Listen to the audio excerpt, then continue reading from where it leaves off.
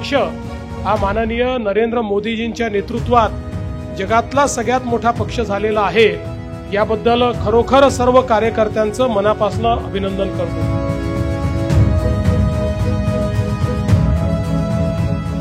आजचा दिवस याही करता महत्त्वाचा आहे की आपल्या कार्यालयाचं आज भूमिपूजन नुकतंच आपण आपले नेते माननीय नितीनजी गडकरी यांच्या हस्ते या ठिकाणी संपन्न केलं आहे।